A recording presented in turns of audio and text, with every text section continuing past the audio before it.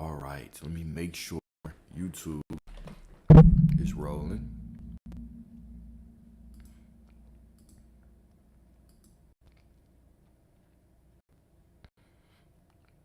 That was good. I don't think it is rolling. Oh no, it is. Perfect. All right, cool. So, title of today's discussion is. Let me see if I can do something.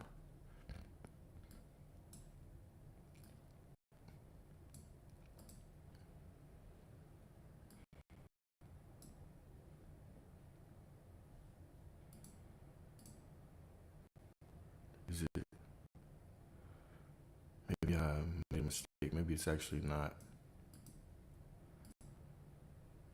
Oh, it is. It is working. Okay, y'all. I appreciate y'all's comments. Thank y'all. All right, here we go. So the title today is part 2 of our 10-part series on desire and on how lack is an illusion. So last time we just gave an overview of what desire was, where desire originates, how it's the truth of who you are, right? How it materializes, etc. Today we are going to focus on what desire actually is. Beautiful. All right. So the title is Desire as Recognition and Not Pursuit. Desire as recognition and not pursuit. Boom. And let me fix the chat bot, man. I know that dude was spamming like inappropriate things the last time, so I turned it off. But let me put it back on here. Let me put it back on here for my beautiful, beautiful gods and goddesses, all right? So now, desire is evidence and not a problem. Desire is evidence and not a problem. You were taught, most of us were taught, this is the human condition, right? We are taught to mistrust our desire. So the moment that something rises within your awareness, that desire shows up, all of a sudden we question it. All of a sudden we try to control it. All of a sudden we try to earn it, right? We do all of these things to try to get something that we already are. Now, desire becomes something dangerous, right? It simply becomes a sign or a signal that means that you're lacking, that you're incomplete, that you're not yet where you want to be. And so if we look at this and then we think about the nature of desire, how desires just show up all over the place, all the time your desires show up, right? If you're conditioned to believe, conditioned to think that the moment you have a desire, that means something is missing, you're basically trained from a young age to walk around believing that you're always in lack. Just constantly believing that you're in lack. I'm missing something. I need something. This has to happen. I'm separate from this. I need to work harder, do more, affirm more, align more, right? We have to do all these things. We have to align our chakras, and we have to affirm, and we have to visualize, and we have to sleep tape, and we have to reprogram, then we have to rewire, and then we have to regulate, and then we have to, right? So we're constantly being sold this narrative that you're separate. You have to do something. You have to do something not to be separate. And so you're automatically in this mindset that if I desire it, I lack it. And now that just leads you through life. And so most people just live most of their life constantly believing that they're in lack, constantly believing that they're in separation. It can be very, very frustrating, very, very exhausting, right? So now that entire framework, it collapses when you actually see the truth clearly, which is what we're going to go over. Desire is not a problem. It's not a disturbance, right? Desire is a disclosure. It's a disclosure, okay? It is consciousness revealing itself to itself through you. I'm going to explain this a little bit further, all right? It is consciousness revealing itself to itself through you, okay? So the desire isn't pointing you to anything external. There's nothing external to be pointed towards. It's uncovering something internal that is ready to be recognized. So the first quotes that we're going to get into today, number one, is Psalm 37:4, one of my favorites. But I say that about a lot of quotes, one of my favorites. Delight yourself in the Lord. Delight yourself in the Lord, and he will give you the desires of your heart. This doesn't say delight yourself in the desire, right? It doesn't say delight yourself in the affirming, right? Does it say that? Or did I misread it? It doesn't say delight yourself in the sleep tapes or in the rewiring or the reprogramming or the tarot card. It doesn't say delight yourself in any of that. It says delight yourself in the Lord. Now, what does Lord mean?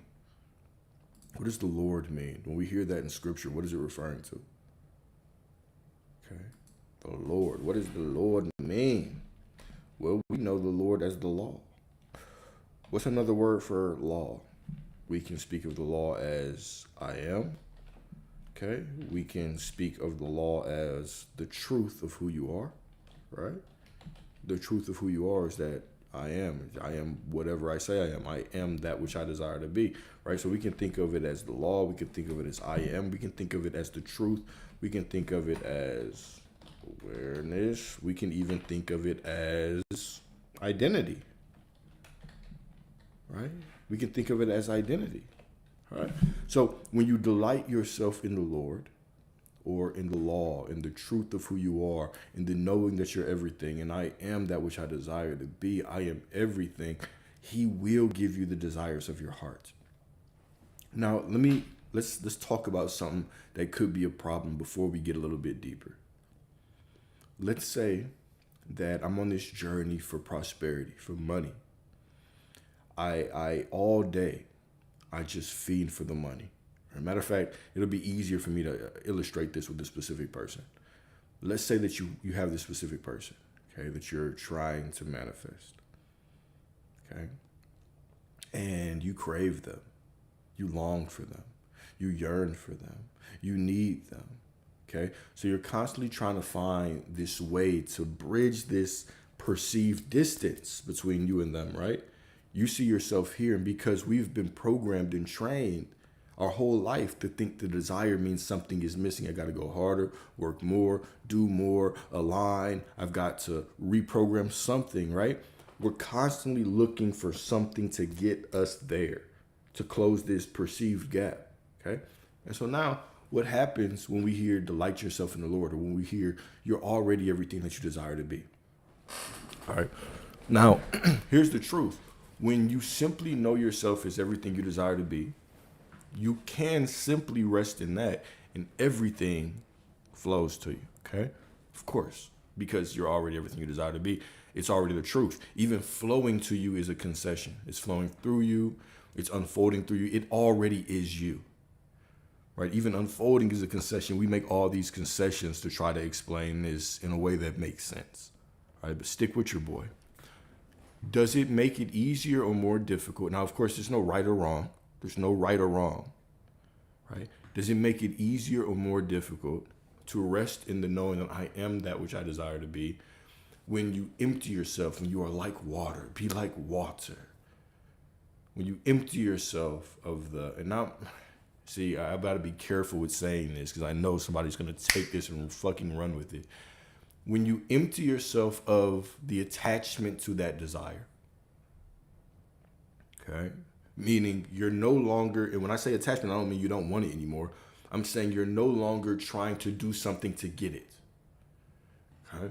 When you can kind of let go of that, does it become easier to simply rest in the I am that which I desire to be?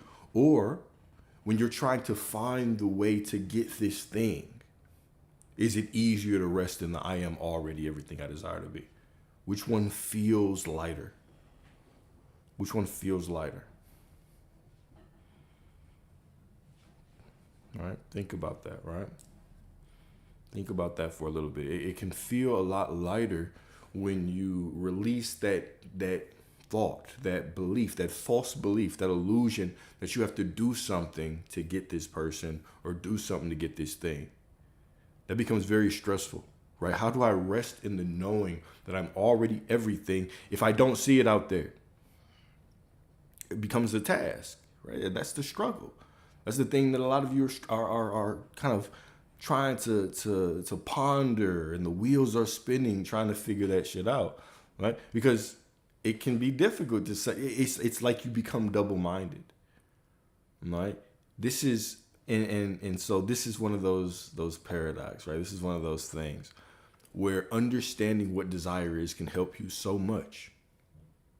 Because if right now I just accepted that the desire was already the truth about me, then the doubt would mean nothing. Hell, the longing for it would mean nothing. It's already the truth. And I could simply rest in the knowing of who I am. I just am the truth. Everything that I desire is already mine. And now I can actually, like, even if I wanted to heal myself emotionally, right? Maybe I want less attachment because I want a healthier relationship. When they come back, I don't always want to be uptight thinking like, what does this mean? What does that mean? And they didn't speak to me for 30 minutes. Does that mean they don't want me? Is there some, right? So even if I accept that the desire is truth, it just allows me to have a healthier life. So that's why I think it's very important for us to understand what desire is. Because when we understand what it is, we can move differently, right? Desire is not something that you need to hold on to in your mind. It's not something that you have to reach for or work for or strive toward, right? It's not something when you rest in the knowing of who you are, you don't have to bring that with you and sit in this knowing of who I am and do it for that person, right? That truth is already solid. That truth, it's so true about you that even without thoughts, it's still truth. You strip away the trying, you strip away the thoughts, you strip away the emotions. When only the truth is left about you, the truth is that your desire is already the truth about you. Even when you add all those things on top, the desire is still the truth about you. So there's nothing to hold on to or let go. But it can help us to kind of understand that. That way we stop making the resting and the knowing. We stop making it some type of technique to get something. Because that's what the mind always wants to do. The mind always wants to say, okay, well, is this working for this? Am I going to get this? You will. But remember, presence is not a means to an end. It is the end. Because you can only have what you already have. So presence allows us to enjoy this moment, knowing that it's already whole, it's already perfect as it is. And those things show up. All right? Trying to wrap your mind around, trying to wrap your mind around this. I know for me, I was like, what the fucking fuck? Okay? But it truly is just a recognition of truth. A recognition of truth. And then a resting in that truth. You can enjoy the moment. Everything that you desire will be there when you get there. But right now you are here, and here is absolutely perfect. Right now you're here, and here is absolutely perfect. In the acceptance that right now and right here is absolutely perfect, and so are you, with the perfect desires, the desires that are already a perfect part of you, they show up as well. It's beautiful. Okay? So now, quote from Neville Goddard, right? All you can possibly need or desire is already yours. So let's go into this, okay? This statement is a revelation about identity. What is yours is not determined by what you can hold in your hands. Let's dismantle how we define yours. Remember, yours is a label. Okay? If these glasses are mine, right? If I have them in my hand, are they still mine? Okay? If I leave this room and I put them on the counter, are they still mine? Yes, they're still mine, right? The proximity, where the glasses are located, does not actually change that they are mine right now. Okay, it doesn't change. Now, if I decide that they're not mine because I walk out of the room, what actually makes that the truth? The only thing that makes that the truth is the story that I tell about it, the label that I tell about it, right? I'm the only person that is telling stories about anything. I'm the only person that says something is mine, is not mine, that something is blocking me, is not blocking me. That I cannot receive something or I already have something. It's all me. All right? So that's first and foremost, is that nobody else can tell you who you are. Right? Second of all, is let's redefine how we say what is ours. Okay? Just because I can hold it in my hand, that's not the only way that something is mine. Even if I put it down, it's still mine. Okay? So ownership, something belonging to you, is not a matter of proximity, it's a matter of recognition, of awareness. All right? It's a matter of recognition. Let's go into this. What is yours is not determined by what you can hold in your hands, but by what exists within your awareness. If you can conceive it, if you can feel it, if you can recognize it, it's already part of your being. Okay, what is your being? What is being? Being is God. Being is awareness. Being is consciousness, right? Being is the substance of reality. Some call it God. Some call it the universe. Some call it the Akashic records, the field, whatever you want to call it, right? It is the ever-present energy, source, consciousness that animates everything. All right? This is being. The being that animates you is the same being that animates me, is the same being that animates everyone, right? So you have this consciousness, and within consciousness is everything. Absolutely everything exists as consciousness within consciousness. All right? So this is just the truth of who you are. The truth of who you are is that because you are alive, because of your being, you are everything. So now, if that is the truth, that you're already everything, when you have a desire, is something new being created. If you're already everything, remember, all prosperity, all love, all the possible scenarios with your specific person, they already exist right now. They already exist right now. So if they already exist right now, when you desire something, are you actually creating anything new? No, you're not. Right? There's simply something that's already true that's being revealed to you. Okay? So there's this part of you that has not been realized, right? It's this part of you, okay? And you walk through life, and all of a sudden, boom, you want to be with somebody. You want a certain amount of money. So that desire rises within where? Consciousness, which is you, right? You become aware of it. So it's reaching towards your awareness reaches towards it. The illusion is that you're separate, but you're one and the same. Y'all are both movement within the same being, within the same consciousness. But what happens when that reaching occurs is that we've been so programmed and conditioned our entire life to look at our desire as lack. Right? Well, that means you got to work hard to get it. That means you got to do this to get it. That means you got to align and reprogram and work and school and strive and all of those things. So the human condition is we automatically start looking at this as proof that we don't have it. This is just a perception shift that we have to do. Right? Is that if the desire is already rising within my being, it's already the truth about me. It's the one reaching into my awareness. It's making itself known to me. It's the truth of who I am. Now I no longer look at my desires as something heavy, something I have to strive towards, work towards, reach towards. I simply look at them as absolute statements of truth. They're already true about me, right? That allows you to actually enjoy your desire more. That allows you to love yourself through the desire more. Right? So here we go. What's yours is not determined by what you can hold in your hands, but by what exists within your awareness. If you can conceive it, feel it, recognize it, if you can recognize it, it is already part of your being. The mistake is believing ownership begins when something appears in the physical, when in truth, the physical is only the echo of what has already been accepted internally. So when desire arises, right? When desire arises within you and reaches towards your awareness, it's not announcing anything new. The desire is not showing you anything new, anything that does not exist. It's reminding you of something already included within you that has not yet been fully acknowledged. That's it. It's just waiting for you to acknowledge it.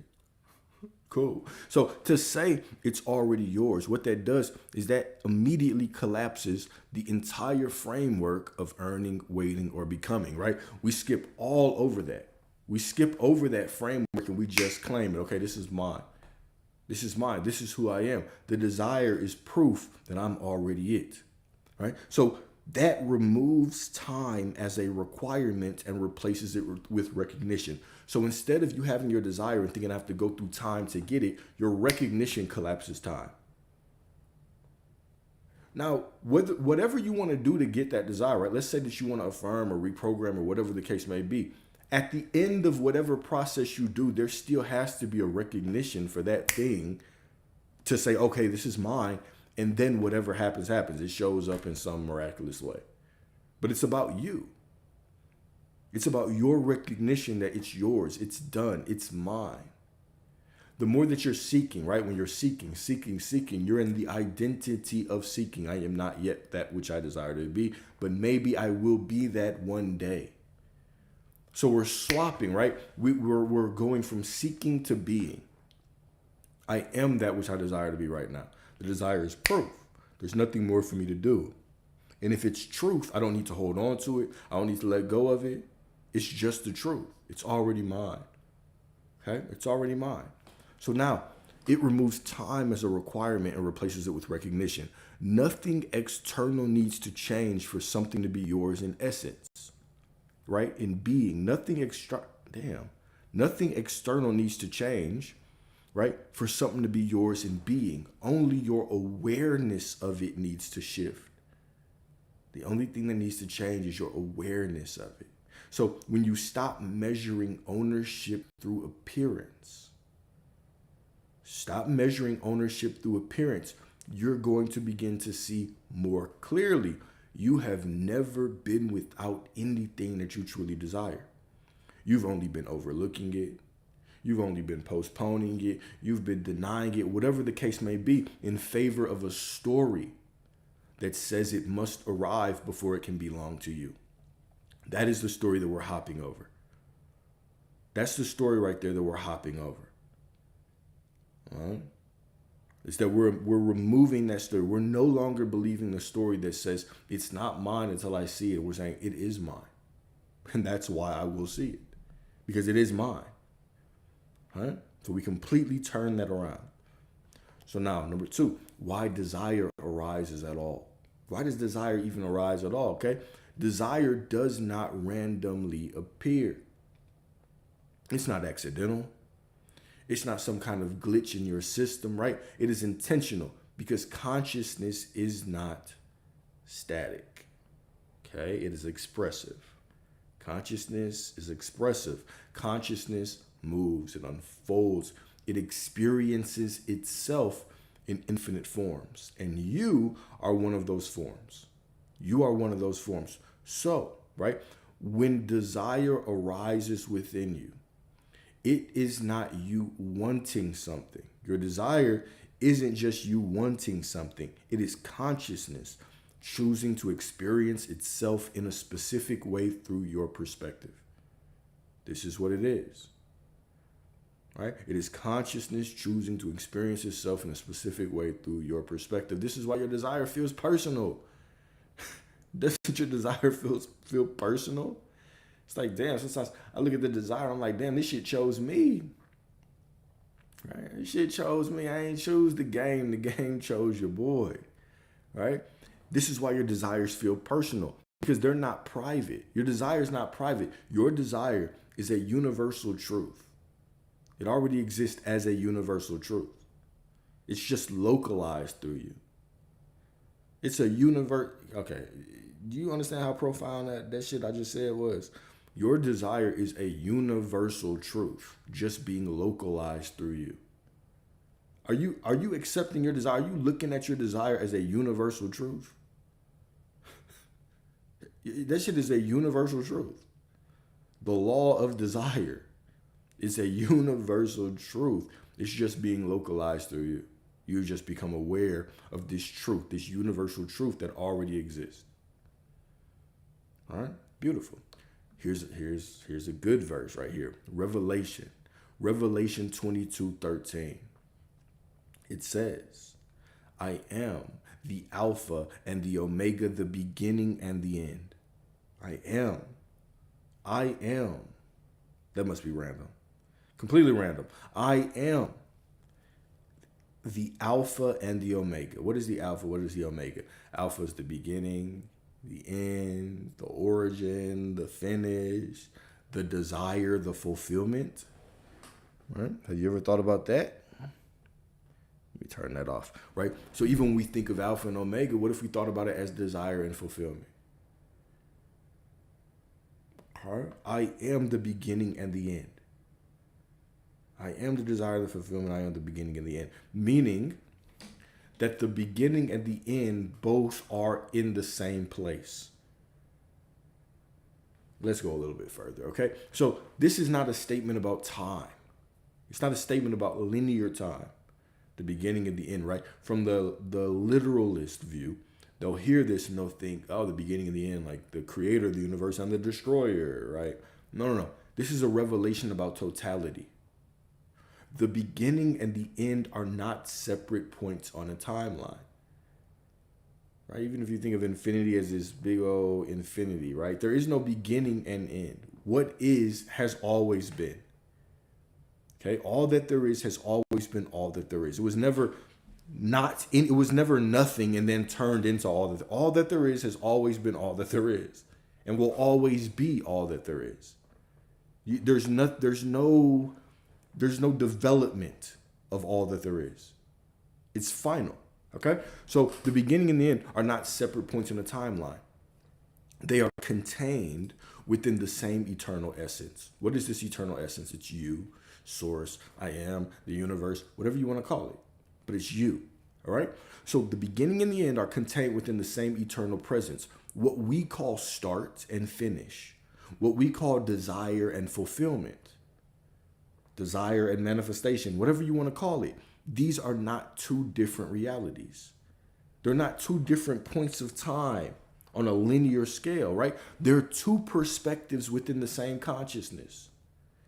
It is I have the desire and it is mine are the same. They happen within the same consciousness. They're just two different perspectives of the same coin. I am or I am not. You are always saying I am or I am not, right? So when desire arises, it's not pointing you toward an end that has not yet been reached. It's revealing that the end already exists within the same awareness that perceived the beginning. Does that make sense? When desire arises, it's not pointing you towards something out there, right? It's revealing that the end already exists. You have the desire because it's already a universal truth. You have the desire because it's already a universal truth. You are the Alpha and the Omega. You are the origin and the destination, the beginning and the end, the desire, the fulfillment, the manifestation, the manifester, whatever you want to call it. You are all of these things. They're all within your consciousness. They're all within your being. They're truths. But now you get to take a perspective of those things. I am or I am not. Okay? Nothing is unfolding toward completion. Nothing is unfolding toward completion. It is all already complete. Nothing is unfolding toward completion. It is all already complete. Alex, what about the unfolding? I know. Unfolding is a concession. We say these things sometimes just so we can explain. But I'm starting to see that even when we talk about unfolding, there's still this gripping, right? We've gotten a lot of new people in the Discord, a lot of new people that kind of haven't really digest or processed what I'm saying. And they hear unfolding and they think of a linear timeline where it's either working and they see movement, and that means they're doing something right, even though in the same breath they will say there is no doer, all right? They'll think they're doing something right and they're staying in their identity. And then they'll say, but what should I say? Should I just say that I'm sorry? Should I just do this? What should I say, right? So there's still this misunderstanding of unfolding, okay? So from a physical, you have movement perspective, there is no movement. You're already it. The moment you say, I am prosperity, I am with this person, you're on that timeline right now. You're on that timeline right now. Okay? It's done. You're on that timeline and you are the beginning and the end. You're on that timeline, you are the beginning and the end. So if you are the beginning and the end, you're shifting around. All this is you are this unchanging, ever-present reality, right? You're all that there is. And you're shifting within yourself, right? You've already decided that you are all that there is. You're it. Everything else is you as well. And you're simply shifting within yourself to have a new perspective of all that you are. And each moment by moment by moment, it is revealing more and more of the truth of who you are, but you are the truth. There's no movement per se. Okay? There is a revealing of yourself, but it's already done. Such a concession. I hate speaking like this. I hate speaking like this. Let me put it like this. The less that you perceive movement and the more that you are simply aware that it is done, you would actually see less movement. You would see more dramatic just shifts. Things just would be. They just would be. But the more that you're using your logical mind to say, I am it, and so this must happen, and that must happen, and that must mean I'm doing it right, and you're trying to micromanage the middle and micromanage the process, now you're just setting yourself up to judge incorrectly. And now you're like, damn, what should I do if this happens? What should I do with this situation? My mind is trying to battle me. I see it, and I think I'm doing it right, and now you're just opening up this can of worms. No. Simply rest in the knowing of who you are. It's already done. You are the truth. There is no how that should concern you. There is no movement that should deter you. You just are the truth. Whatever it looks like, it's just what it looks like, but you are already it. Whatever it looks like, it's just what it looks like, but you are the truth. You are reality. All right? So now, nothing is unfolding toward completion. It is already complete. It's simply being recognized in sequence. Here we go. So now, when we understand this, what we're going to do is we completely dismantle the illusion of process. There's no process. There's no process. Because if the alpha and the omega exist simultaneously, if the beginning and the end, the desire and the fulfillment, all of that exists simultaneously, then nothing you desire is waiting to be created or achieved. It already exists in its entirety right now as you. Your awareness is simply moving through what already is. So desire isn't a signal that something needs to happen. It is the moment the end makes itself known within the now. I know, words fucking salad. Word salad. Word salad. I know. Here we go. Desire is not a signal.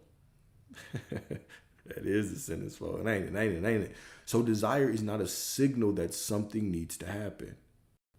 It is the moment. Desire is the moment. When you have the desire, it is the moment the end makes itself known within the now.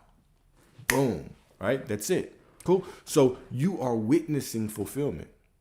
You are witnessing fulfillment from a perspective that is just now remembering what has always been. You are witnessing fulfillment from a perspective that is just now remembering what has always been. Beautiful. Okay. So here we got a little visualization because I know that was, I know I said a lot. I know I said a lot, right? So here's a visualization to simplify it down. Okay. So if we go to Revelations 22:13, and of course, if you want the visualization, it's all on YouTube. The link is in the bio of the social medias. Right. Here it is. This is you. You are the now. You are the moment, you are the now, you are the universe. This beginning and the end. Typically, we'll think of the beginning as some linear point way back then. Or we might think of it as right now we get to desire and that's the beginning. Then we think of the end, the fulfillment. We think of it in the future when they come back, when they show up. Or you might think of it as the end of time, whatever the case may be. But all of this is happening within you in this moment. All of this is actually right now. The beginning and the end are right here, right now. Right? So you're never moving towards completion. Not from a linear timeline perspective.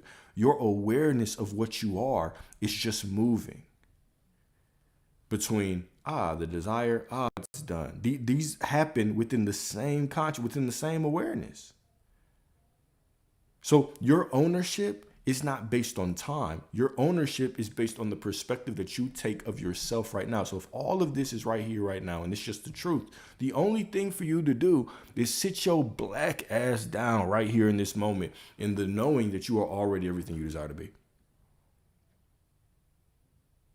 You're already it, right? You're not moving towards completion. You are witnessing what is already whole.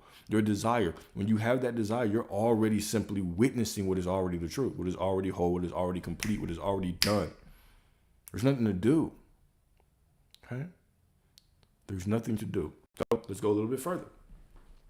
The difference between chasing and recognizing. The difference between chasing and recognizing.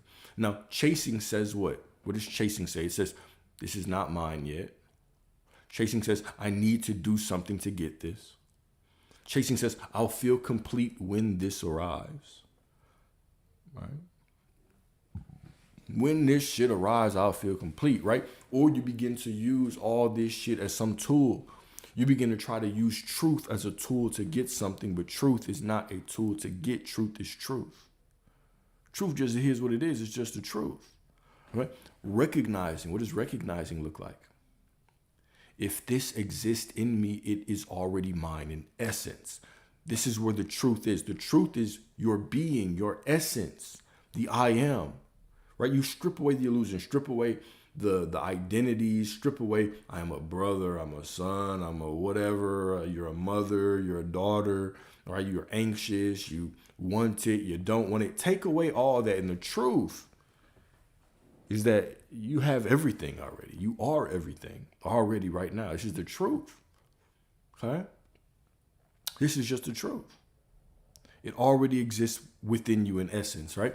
This desire is evidence and not lack. I am aware of it because it is already within me. It's a perspective shift. It's a perspective shift to be able to look at desire through the lens of righteousness. All right. Chasing creates distance. All right. You create a story. You begin to worship the story that you're not it yet. You create distance. All right. But recognition collapses distance.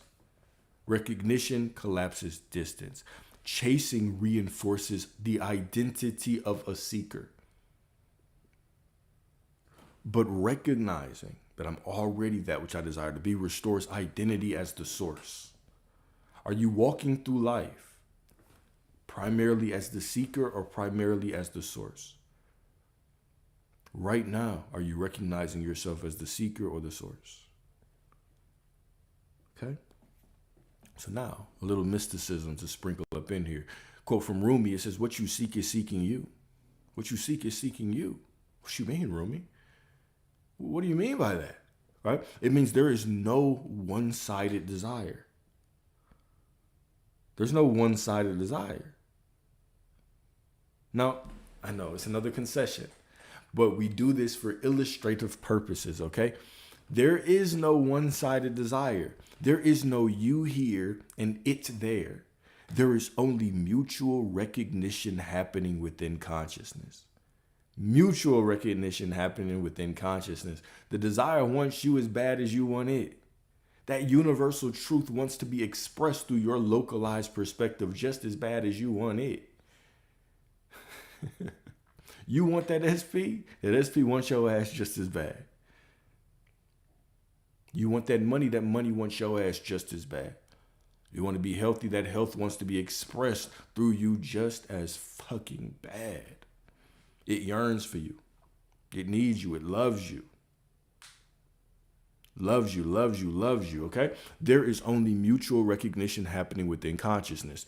The desire and the fulfillment arise from the same source. You're not a separate entity reaching out towards something distant and hoping it responds. The very fact you can feel, perceive, or imagine when you desire or what you desire, the very fact that you can perceive, feel, or imagine what you desire means there is already a connection. There's already a connection and a shared origin. If you can recognize a desire, y'all share the same origin. Oh, yeah. We really romanticizing desire today. Are you feeling it? Do you feel it in the air? Just a little bit romantic in here tonight, right?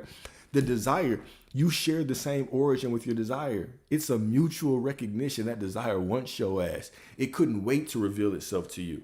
This is a universal truth just begging you to say it is mine. Just begging you to say it is mine. Okay? Cool. Desire is not you chasing something external. Desire is not you chasing something external. It is a mutual recognition happening within consciousness itself. What we call wanting is actually a meeting point. When you say I want it, it's a meeting point. Your desire signals a meeting point where the version of you that is aware encounters the version of reality that already exists. I know. I know. It's sexy. It's sexy, right? So we simply begin to look at our desires from the lens of truth, and they become lighter. They become more fun. They become more, it just feels more divine, right? Now you can actually go simply into that knowing that I'm already that which I desire to be. I'm already that what I desire to be. It's a meeting point. It's the version of me that's aware right now, encountering the version of reality that already exists, the lover and the beloved. But we are one. It's an illusion. It's an illusion that we're separate. Remember, non-duality means there's not two. There is not two. There is not two. So the question is no longer, how do I get it? But why am I pretending it's separate from me? Why are you pretending it's separate from you? Because if it's seeking you, then there is no distance to close. Then there is no gap to bridge. There is no process to force. There is only something within you becoming aware of itself. And the more you relax into that knowing, the less you feel the need to chase, control, to grasp. What remains is simply a certainty. All right? It's a certainty that it was never apart from you to begin with.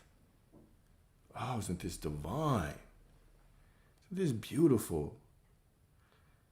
You and your desire just holding hands and skipping through the trees and the grass, butterflies landing on your nose. Y'all are just giggling together. The desire, he desires me, right? Y'all are meeting each other right here in this moment. You don't have to run towards it. You running towards it. It's running towards you. Y'all are both running in the opposite direction. Be still. Be still and know. Be still and know it's already yours. You don't have to chase what's already yours. That makes no sense. That's why in the spiritual space, they used to say something I never understood it. They'd be like, when you chase it, it runs. I was like, what the fuck are you talking about? Chase it, it runs. Right? No, for real. Like, if it's already running towards you, you're just creating this illusion of distance. But it's already yours. You already have met. You already have met. The desire was the meeting of a universal truth and the version of you that became aware of it. Y'all met. Y'all matched. Y'all swiped right on each other on Bumble or Hinge, whatever y'all use these days. Right? Y'all swipe right on one another. And so now it's time to meet up. Now it's time to meet up. Simply accept that it's yours. All right? So now, scripture and the mirror of awareness. Matthew 7:7. Matthew 7:7. Now, I'm going to read this and you're going to say, huh? But I also want you to hear this from the perspective that we've been talking about, that the desire is already yours. The desire is already yours, okay? So Matthew 7:7, I'm going to read this, then I'm going to pause. Read it and pause, okay? Ask and it shall be given. Ask and it shall be given to you. Seek and ye shall find. Let me give y'all 5 seconds. Ask and you shall seek and you shall find. What does that mean? Okay? So when you initially read it, right, it sounds like an instruction. Okay, it sounds like an instruction, right? As if asking creates receiving, right? Doesn't it sound like as if asking creates receiving? But I want you to look closer. Let's really answer this question for me real quick. Why would you be able to ask for something that does not already exist within awareness? Why would you be able to ask for something that does not already exist within awareness? You are in Barbados. You are in Barbados, okay? Why would you even know? Why would you even know what to seek? Why would you even know what to seek? Right? Because the asking is already the evidence. This is what it's saying. It's collapsing. It's saying, you think, ask and you shall receive. Ask and you shall receive. Meaning what? The moment you ask, you have received. The desire is the receiving. The desire is the receiving. The asking is the receiving. The asking is the receiving. Let's go into this a little bit further, okay? The awareness of it is the beginning of its revelation. The awareness of it is the beginning of its revelation. Okay, this has often been misunderstood as a formula, as if asking produced receiving, as if seeking creates discovery. But the ability to ask already implies awareness. The ability to ask already implies awareness. You cannot ask for what does not exist within your field of consciousness. Ding, ding, ding. You cannot seek what you have no concept of. Ding, ding, ding. So the asking isn't the beginning of the process. It is evidence that the answer is already present in some form. The desire itself is the doorway and not a problem. That's exactly why they be saying that shit, right? The answer is in the question. Like, get your smart ass on. What you mean the answer is in the question? You couldn't ask it if you didn't have awareness of it. The asking is the answer. The desire is the answer. The desire is the doorway. The desire is simply saying, walk in. Walk in. Walk your sexy ass in, you divine goddess. Get your ass in here. The desire is inviting you home to truth of who you are. It's the compass pointing you, this is who you are. This is who you are. To seek and find is not about searching the external world until something appears. It's about uncovering what is already within you but has been overlooked. Seek and you will find. Look with it. Just seek and you will find. You're overlooking the shit. You're overlooking the shit. The seeking isn't movement across distance. It is the removal of illusion. This is is it Rumi that said, your job is not, or is it Meister Eckhart? Your job is not to seek for love, but to remove all barriers, remove all the illusions that say that you are not love. Okay? So seeking is the removal of illusion. And the finding isn't the acquisition, it's recognition. It's recognition. So when you ask, it is given. Not because something new is created.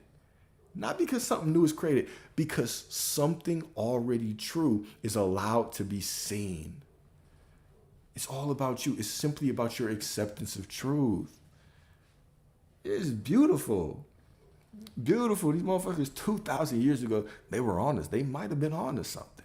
They might have been on to something back in the day, right? So why urgency feels so real? Why does urgency feel so real? If desire is recognition, why does it feel like pressure? Why does it feel like something you need now? Why does it feel like something you need now? Because urgency is learned. It's conditioned. It's conditioned. You're conditioned not to be here and now. You're conditioned to be everywhere but here and now. You know, mama said it was that damn phone that was the problem. Right? Everything wants your attention. The news wants your attention. The politics wants your attention. The phone wants your attention. TikTok wants your attention. Everybody wants your goddamn attention. Your SP wants your attention. Your kids everybody wants your attention. Your attention is just, never in this moment, right? Okay, so urgency is learned. It's conditioned. You were taught from a young age, if I don't act fast, I'll miss it. If it's not happening, something is wrong. Whatever happening means. If you want it, you better go get it. Hustle culture, right? We're constantly programmed. This goes to the beginning of what I was saying. What I said, okay, most of the time you are born and you learn from the moment you pop out the womb. All right? Some of y'all, you popped out the womb, the doctor slapped you on the ass to make you cry. When I popped out the womb, I dapped the doctor up. I said, good job, brother. Threw him $100 bill and walked off, right? But from the moment that most of us are born, how are we taught? What do they tell us? They say your desire means you got to work harder, do more, strive more, reach more, embody more. Damn, this horny ass motherfucker is back. Shit. God damn. What's wrong with this nigga, man? All right. So from the time that you are a kid, you're taught that you got to learn more, that you got to strive more, do more, work more, do all of these things. And so now you are conditioned to do what? You are conditioned to constantly look at your desire as proof of lack. So and how many desires do we have? You have a desire for that car. You have a desire for more money. You have a desire for this person. You have a desire for that, for this thing, for this experience, for that trip. And so you're constantly being flooded with these desires. And then you're constantly conditioned to think that that desire is a signal you don't have. And so most people are walking through their life in a state of lack. Their mind is always pulled towards a future of maybe it'll be better then. To a past of I wish I could have done that. You're never here and now basking in the fullness of life, knowing that you're everything. You're constantly thinking of what you're not and what you have to do to become somebody else. Constantly envious of some celebrity. You don't even know their life. You don't even know them. You don't know what they're going through. You don't know what their shit looks like.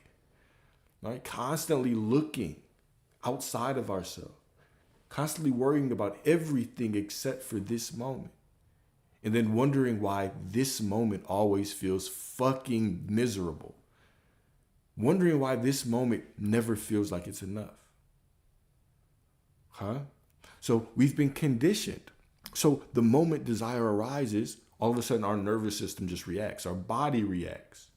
Our emotions react. And then when the emotion reacts, we create a story that matches that emotion. If you've ever been through a difficult situation, a traumatic situation, could be anything, right? Losing a loved one to passing away, maybe a breakup. Maybe you were an athlete and your career got cut short, whatever the case may be. Let's say that you've went through a difficult situation. One of the things that you'll notice, especially if you are trying to heal yourself emotionally, regulate yourself emotionally, is that sometimes you can have almost these phantom emotions that rise. Let's say that when you had this heartbreak, you could feel it in your side or in your chest or in your back. There could be moments, my bad, y'all. You could feel that pain in your chest or your side or the back. There could be moments where you are walking through life, right? And all of a sudden you have an emotion that comes out of nowhere. All right. So all of a sudden you have an emotion that comes out of nowhere. And before your mind even has a problem, that emotion shows up. And all of a sudden the mind attaches to that feeling and creates a story. Something must be wrong. You immediately go to label it. You're like, damn, something must be wrong. I know that emotions don't matter. Whatever the case may be, whatever you're saying, right? You automatically go to create some kind of story to match that emotion. This is programmed. This is conditioning, all right? So the moment that desire arises, because you've constantly been walking around and being trained to see that desire is lack, all right? Now, your body reacts. Your body doesn't even react to the desire itself, but to the interpretation of lack attached to it. So most of us have been conditioned so much to think that desire is proof of lack that when we have a desire, we automatically feel like shit. Because we automatically have a story of it is not mine attached to it. That's for people like that. That's for people. I remember when I was working in the corporate world, right? This guy, he had this dream car. I've never been a car guy. He had a dream car. And he would always talk about this car. He would say like, man, somebody like me could never have this. And so even before I was in the position I was in, I always thought that was strange. You don't know what tomorrow holds. You don't know what life has in store for you. But to walk around and sit in that truth of this is not for people like me has always seemed a little bit odd. But he was simply writing his own destiny in that moment. And this is a human condition, right? It's something to catch ourselves when we're doing. Right? Success isn't reserved for, a couple people out there. Success isn't reserved for a couple, quote unquote, chosen people, right? Success is reserved for the one who decides. You are all infinite expressions of the divine. All of you. All of us. We are gods. Do you not know that you are gods? But you will die like men. Right? If you don't recognize who you are, you will constantly walk around and you will allow everybody else's limitations to outpick you in their life. Somebody else told you that you couldn't have it. So now that becomes your story. Somebody else said, no, Alice, you can't do that. You can't have a life like that. You can't have women adore you. You can't have money you can't do nothing to have money like that. Now that's their story. It doesn't have to be my story. When you realize that you are literally walking around and damn near everything that you believe to be true, everything that you accept as truth was just something that was told to you. How many of your beliefs about life are original truths, even in this reality creation space? What you believe about how possible it is to make money, how possible it is to get that car, how you should move in a relationship, how many women you should be with, how many men you should be with, how much money is possible for you to make, how much of it is conditioned by media, by the American dream, by the church, by different perspectives, by your parents. How much of that shit is really yours? How much of that shit is really what you want to do? How much of that shit is really what you want to do? That was a big realization I had to have, especially when it came to my dating life. How much of how I'm holding myself is based on what I want to do versus what everybody else thinks I should fucking do. But guess what? When I make my bed at night or undo my bed to get up in that motherfucker, right? When I go to sleep at night by myself, the only person that has to live by my story is me. I mean, there's people that even choose their spouses based on what looks good on paper. Yeah, she'll be good for the family. She'll make a good mother, right? My mom will like her. Your mom don't have to sleep with her. Your mom don't have to raise kids with her. Your mom don't have to get old and die with her. Your mom don't have to do none of that. That's you. You're the one who has to do that. Right? I'm the one who has to, get down on the knee and buy the ring and propose and plan the fucking wedding and live with her and go through arguments and learn her and smell the morning breath and have the kids and go through her. That's me. So I'm going to pick somebody for me. I'm going to pick a lifestyle for me. Yeah, y'all might be impressed if I had a certain car, but I like this one because this one feels good. This is what I want. Right? Other people might settle and say, yeah, this is the American dream. This is what I could have. No, this is what I want. I don't care about a 401k. I don't want that shit. I want to retire now. I don't want to worry about money ever again from now. I don't care how you feel about how I should live. I care about how I want to live. Right? But most of the way that we live is conditioned. And when you recognize that, what you're going to start doing is you're going to say, well, it's not that I need to remove every story.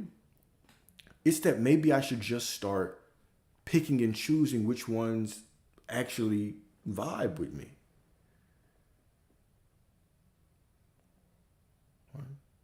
Maybe I should start choosing which ones actually vibe with me, right? I've had several conversations with men, and I think it's probably because of my delivery, right? Where it's like, especially when it comes to sexuality, right? Like maybe your sexuality isn't accepted, okay? Or maybe the way that you want to express your sexuality, you want to do it with multiple people, and you don't think that that's acceptable, right? The first thing is you accepting yourself. Right? We're always worried about how other people will accept us. How will they see? And I get it. Some people are in situations though, right? Some people are in situations, right, where maybe for a religious reason or a cultural norm, where, hey, it's forbidden, right? Some people are in those kinds of situations. But even to transcend those situations, the first thing that you have to do is accept yourself, right? I can't, if I'm fighting myself and then fighting the external world and I don't accept my truth, like how many different cages am I going to put myself in? You can transcend whatever situation that you're in, whatever, without exception, without fucking exception. But first and foremost, you're going to have to accept yourself. You're going to have to accept yourself. And maybe we can go more into depth on things like that, right?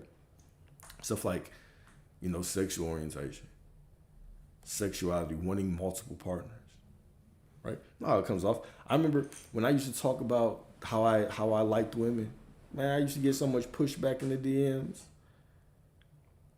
But they don't have to live my life. The same way that if you only want to be with one, or if I change my mind and I want to be with one, that's perfectly fine. I'm the one who has to make that decision, right? You're the one who has to make that decision. It's got to be about you first. Everyone's always going to have their opinion. Everyone will always tell you should do this, you should not do that. Everybody will tell you that, but you're the one who has to make that bet. You're the one who has to sleep with yourself. You're the one who has to live your life. You are the one. You are the one. Okay? Perfect. So let's go back into this. All right, so why urgency feels so real. So we're constantly taught if we don't act fast, we'll miss it. If it's not happening, something is wrong. If you want it, you better go get it. So the moment desire arises, the nervous system reacts. We don't react to the desire, we react to the interpretation of lack attached to it. The interpretation of lack attached to it.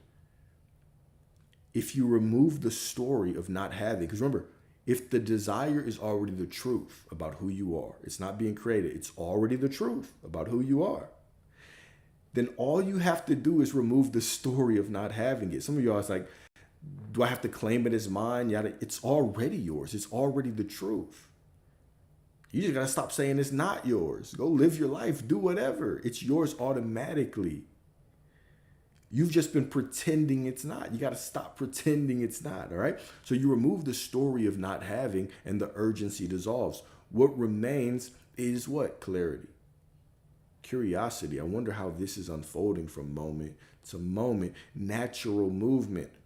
This situation is presenting itself to me. How do I handle it? I'm already everything I desire to be. I'm just going to do my best. I'm going to do what I think is best. I'm going to move forward, and life just takes care of me. I think Sale put it in the Discord. She was like, do you notice that the people that everything works out for, they're usually just empty-minded, just flowing through life? Of course.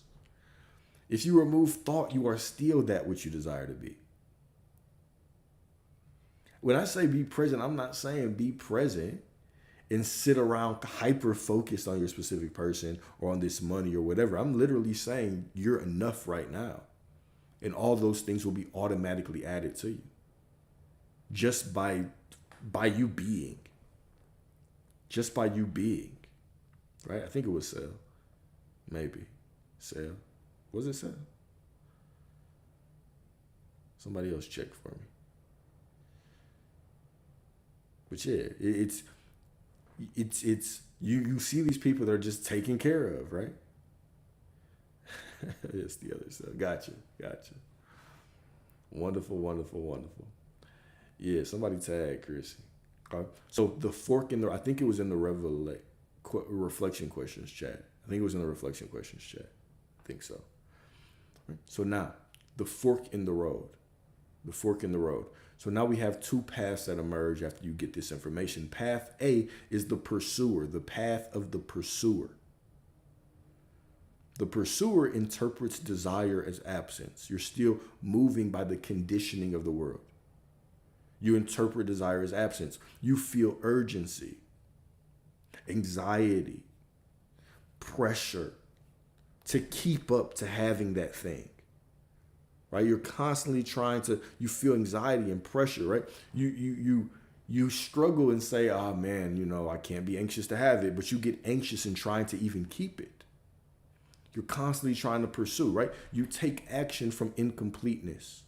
You're still in lack. You're saying, what should I do? Should I just affirm? Should I return to the knowing that I am it? None of that matters if you're doing it from lack. Right?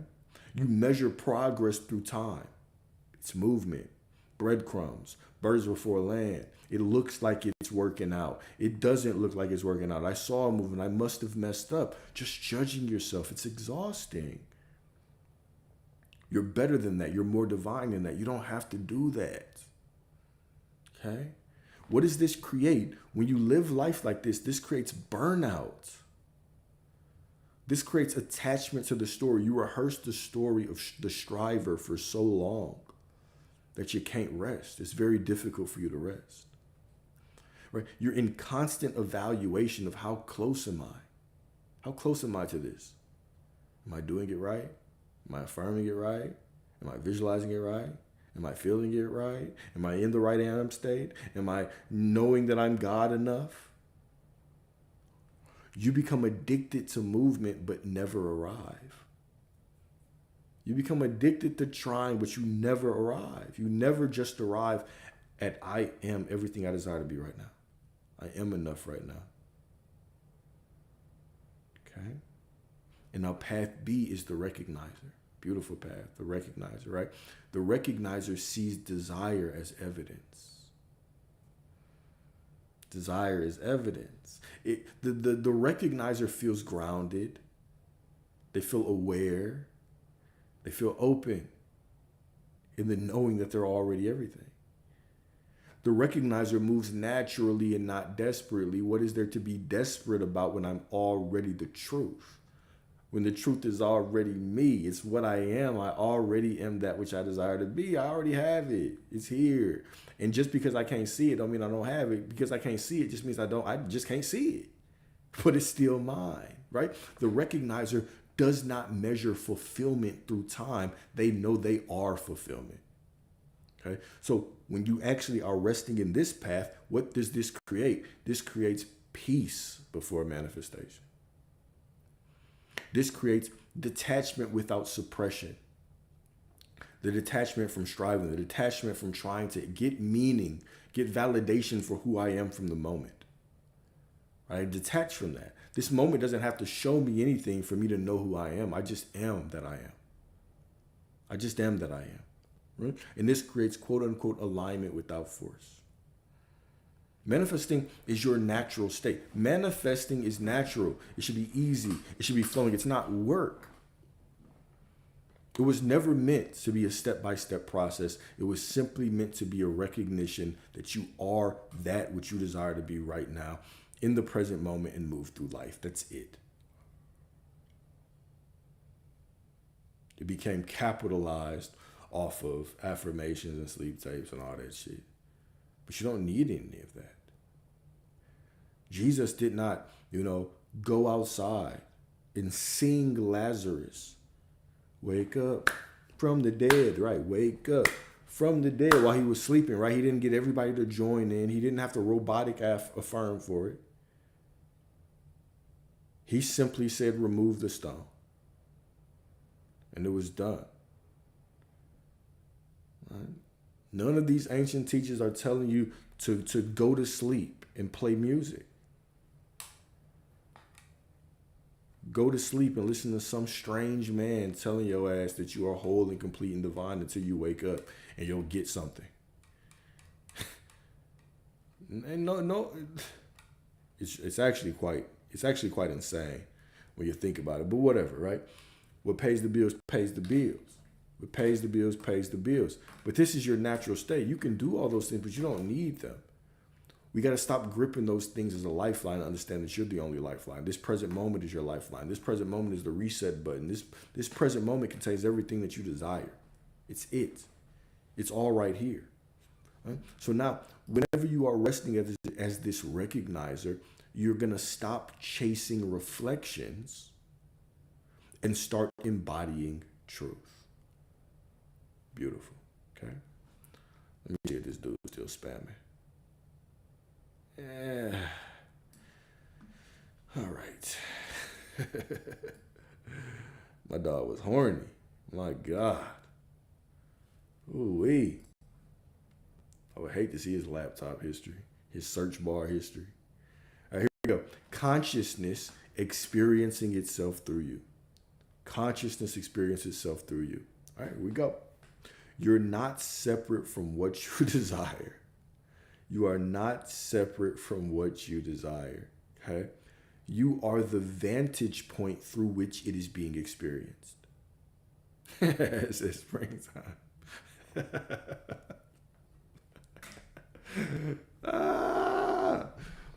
Y'all crazy. All right, you're not separate from what you desire. You are the vantage point through which it is being experienced. Yeah, it's on YouTube. I kind of feel odd just keeping it up there. Can y'all on YouTube just make a comment? Just make that shit go away. Just leave a couple comments in there. Please, y'all, I'm begging y'all. Help your brother out. Shit. Let me see if I can comment this shit away. My YouTube crowd too sophisticated to give me a couple comments. We only need like 12 or something, right? Jesus. All right, so you are not separate from what you desire. You are the vantage point through which it is being experienced, all right? Think about it. Out of infinite possibilities, okay? Think about this, all right? Infinite possibilities. Why this desire? Why this desire? Why this version of you? Why this vision? Why that specific desire? Do you walk around consciously choosing all of your desires, or do desires simply rise within your awareness? Do they show up to you? Do they love you? Right? So it's like the desire chooses you. What you are seeking is seeking you. Okay? So the desire shows up because it is aligned with your specific expression of consciousness. The universal truth that is your desire is aligned with you. I appreciate y'all. I appreciate y'all for knocking that shit up out of there. I appreciate y'all for sure. All right. So the desire that you have is already aligned with your specific expression of consciousness. Do you feel how profound it is? Do you hear how profound this is? For your desire is already a universal truth. It's choosing you. And now you think that you have to hold on to it and sit in this knowing of who you are, and I am in the relationship. I am in the relationship. I am prosperity. No, it's already the truth of who you are. It's chasing you. The only thing that you have to do is be still and know that you are already everything you desire to be. It's beautiful. You can let go of the striving, of the reaching, of the trying. There's nothing to do. Just life to live.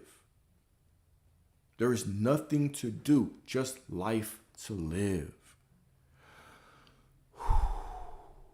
Beautiful. Beautiful. Okay? So now the collapse of pursuit. When you understand this, pursuit can collapse. Beautiful. When you truly see this, pursuit becomes unnecessary because movement is no longer rooted in lack. You don't act to get, you act from knowing. And that changes everything. You act from knowing, and that changes everything. When you act from just knowing who you are, when you're just here and knowing who you are, it's absolutely perfect. I know, man. I appreciate y'all for doing that for me. I know that the TikTok, they a little rowdy and I would have expected that over here. But I know that you're over there taking notes and, y'all probably in meditation while you're listening to this. Probably being productive, cleaning up the house, right? Probably, organizing your stock portfolio for the week. I know y'all different over there. Y'all classy, right? You're organized, right? You got it going on, right? You're everything you desire to be already. So I appreciate y'all for stepping back to the keyboard and typing for me. Thank y'all. Okay, cool. So a practical integration, okay? A practical integration. So next time desire arises, don't ask, how do I get this? That makes no sense, right? Because it's already the truth about you. A little wild is a little understatement, but we're going to leave that there, okay? Don't ask, how do I get this? No need to ask, how do I get this? Pause, okay? Simply pause and ask. When the desire shows up, ask, what is this showing me about what I already am? What if you began to look at your desires like that? What if you began to simply pause and ask, what is this showing me about what I already am? Doesn't it become more fun? So I'm already simply just chilling. I'm relaxing. I'm being. I know that I'm everything, right? And the desire shows up and I say, what is this showing me about what I already am? I'm already this. It's a promise. It's mine. This is the choosing. Guys, this is the choosing. It's a recognition that the desire is already the truth about you. You don't need to struggle against it anymore. You don't have to resist the desire thinking that you have to do something to get it. It's just yours. You can accept that. And then you can move on with your life until the next desire appears. You can accept that. Then you can move on with your life. You can enjoy this moment. Nothing is missing until the next desire appears. Then even the next thing that you don't want shows up and it gives you clarity on what you do want. You're like, I don't like them. I don't like when they do that. I actually like when they do this. That is me. That's who I am right now. Boom. What if you move through life like that? Am I smelling a new challenge that we're about to start? Are we about to start a new challenge in the Discord? I think we are. We're going to start. We got 10 of these. We got 8 more. We're going to start an 8-day challenge. 8-day challenge of how to move through life. The desire is the truth challenge. That's what we're going to do. The desire is the truth of who you are challenge. I'll write it up after this and we'll get to it.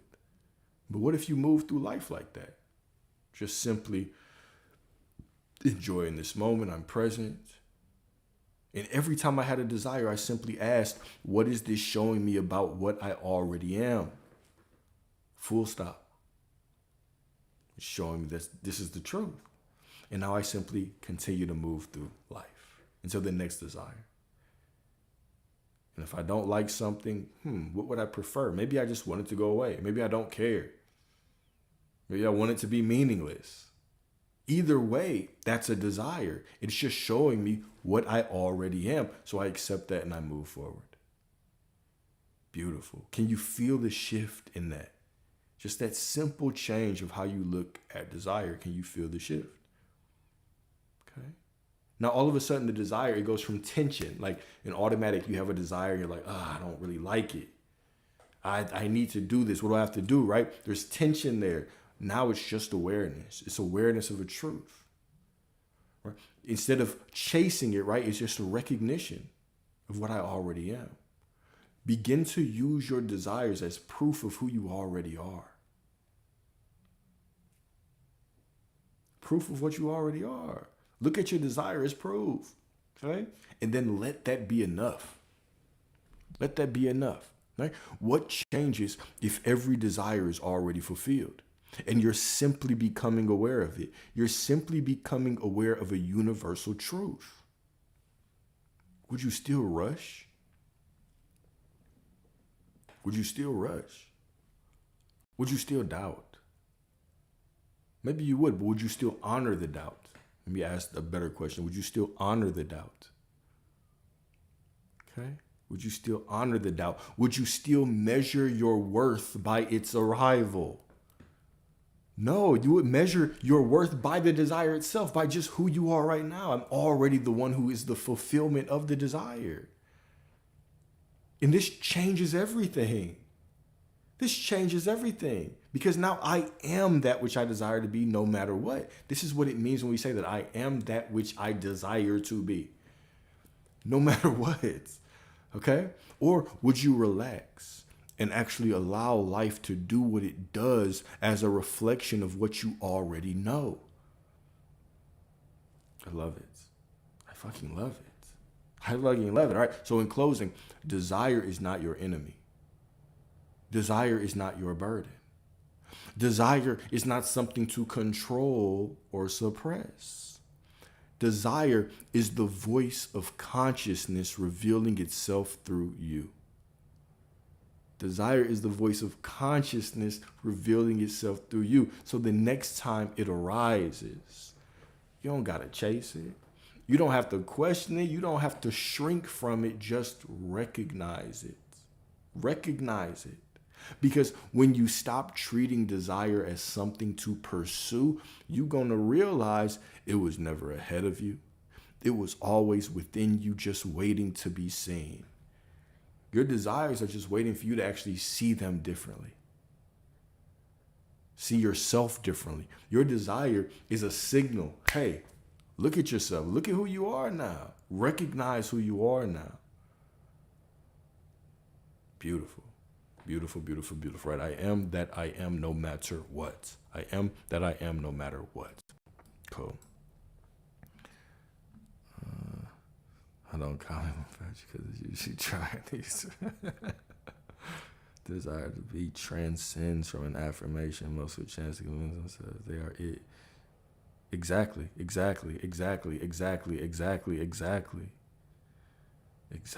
Right? This is the desire. When you begin to look at your desire differently, when you begin to remember who you are correctly, do you see how even this manifestation, reality creation, it becomes lighter, it becomes more fun, it becomes more natural.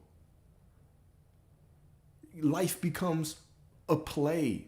Life becomes something to enjoy. Life becomes something to flow through, to experience right here and right now.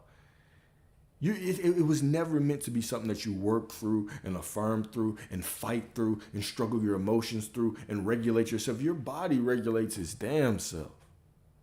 Your brain rewires its damn self.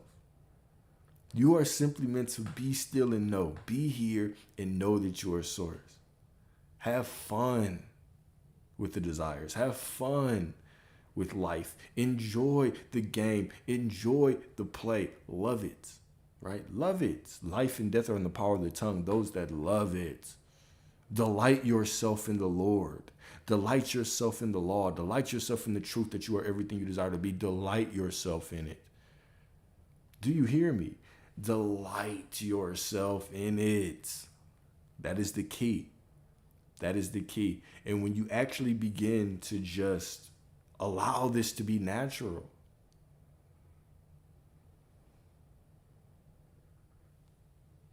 Hey, ask around. The people that you look up to, you think, oh my God, they just get it. They know. Ask them. Or do you treat manifestation like a fucking job? Or are you actually enjoying your life? Has this made your life better? Hell yes. It's made my life easier, smoother, better, more fun, more joyous, more laughter, more expression. I'm not scared of my emotions. I'm not scared of this. I'm here. I'm enjoying this moment. And it's all mine. It's fun. Right? Waking up is fun. I'm not checking my message first thing I wake up for some specific person or for something to show up. I know it's done. I'm deciding who I am, and then I'm having fun. All that shit is promised. It's already here. Okay? It's fun. So of course, if you have not joined the Discord, go ahead and join it. There's a link in the bio. It's a free Discord, right? You can ask questions in there. You can make friends in there. You can build community. We have a bunch of different things going on. So join that. And we're gonna start an 8-day challenge tomorrow. It's going to be centered around presence, and it's gonna be centered around desire, right? It's gonna be, damn, well, I kind of forgot what I was saying a couple of minutes ago. I'll be present. I'll be in the moment, all right? So it's about, what is this showing me? Okay, what is this showing me about what I already am? It's about, if you simply rest in the knowing, rest in the truth of who you are, and then you flow through life, okay? What if any time you had a desire, your only goal was to say, you know what is this showing me about what I already am? So, of course, your homework is going to be to watch these 2 videos on desire, the first 2 ones that we've done, and then we'll continue the series for the next 8 days. For the next 8 days, we will continue this series on desire. So this will be a fun challenge. I think it'll allow you to flow through life in a different way, in a fun way. And then, yeah, hell yeah, you'll be able to get some shit too. Get some shit too. Yep, how to move. What is this showing me about what I already am? How to view your desires as yours. Cool. So this challenge, if you go to my YouTube, so the challenge is going to be in the Discord. I'm going to post all the details, maybe tonight, maybe tomorrow night, but we'll start an 8-day challenge from tomorrow. All right. So I'll give y'all a challenge or a mission of the day, but it'll all be centered around present. How present can you be in the knowing that you already are everything? But when the desire comes to mind, the desire is already the truth of who you are. So we'll do that for 8 days straight. Your homework before tomorrow or during the challenge or whatever, but I'll be still doing these lives about desire, about this for the next 8 days. But watch the first 2 videos. So watch this video on YouTube. This video is literally titled Lecture 2, Desire Should Not Be Recognized, or Should Be Recognized, Not Pursued. And then Lecture 1, which was from yesterday. I believe yesterday or the day before yesterday, we did Lecture 1 on desire. So if you watch these 2, you'll be in great shape. Absolutely great shape. What we're doing for these next 8 days, it's a 10-part series, but what we're doing is we are demystifying desire. We are exposing how lack is just an illusion. So each of these lectures will cover desire from a different angle. All right, we're going to continue to dismantle. We're going to continue to look at desire differently, because a lot of suffering comes from believing that you are separate from that which you are not separate from. So we're going to dismantle that illusion of lack. We're going to dismantle the belief that you're separate from what you desire. Okay, so these last 2 lectures will really hit that, and then we'll continue to go forward. Cool. So yeah, join the Discord, hit your boy up. Love y'all, and she'll talk to y'all very soon. Y'all have a safe night if y'all do anything. I know it's Friday night. Have a safe night. Don't do anything Jesus wouldn't do. Don't do anything Jesus wouldn't do. All right. Peace.